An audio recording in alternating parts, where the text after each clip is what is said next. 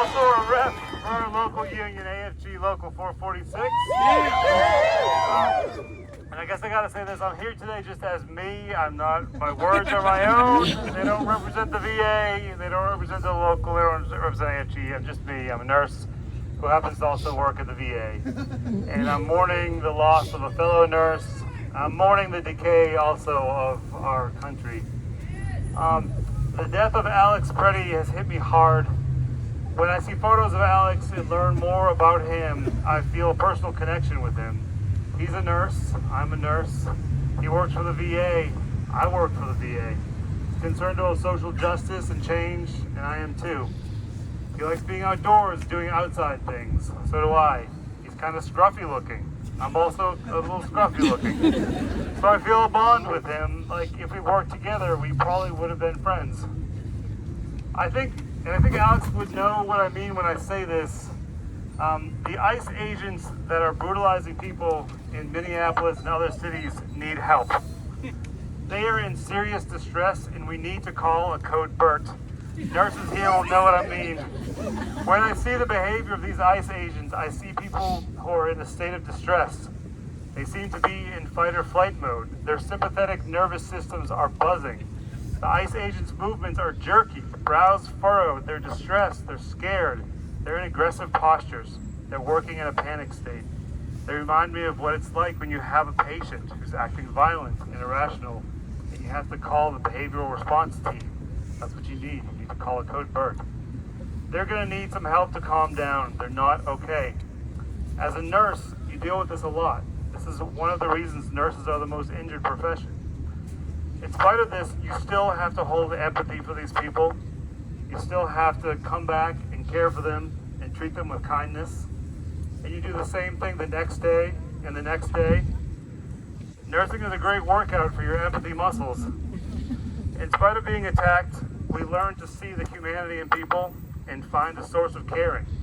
We try to understand what led them to this point. Are they in pain? Is there some sort of underlying injury or trauma or infection? Do they have dementia? Are they delirious? Do they miss their medications?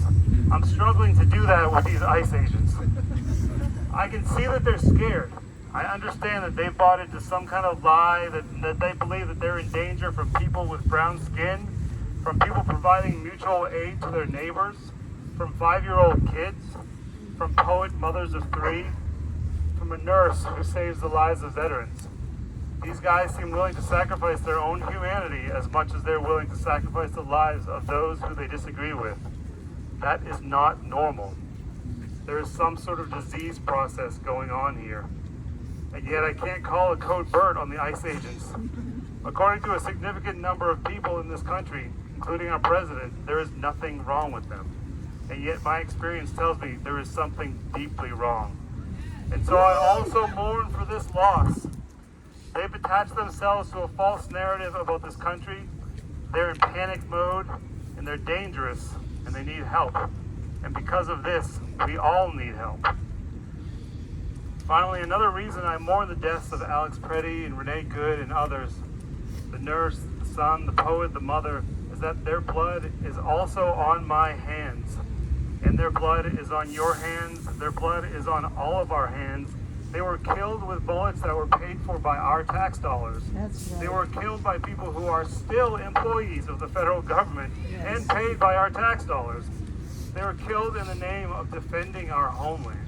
They were killed by our government in our name to protect us. From what? Things are so convoluted now that in the name of protecting us, our government has turned against us. People like Renee and Alex, who are protecting people and who are providing mutual aid, are considered enemies of the people and domestic terrorists. And so today, at this vigil, I also mourn for the loss of sanity in this country, alongside the deaths of Alex and Renee.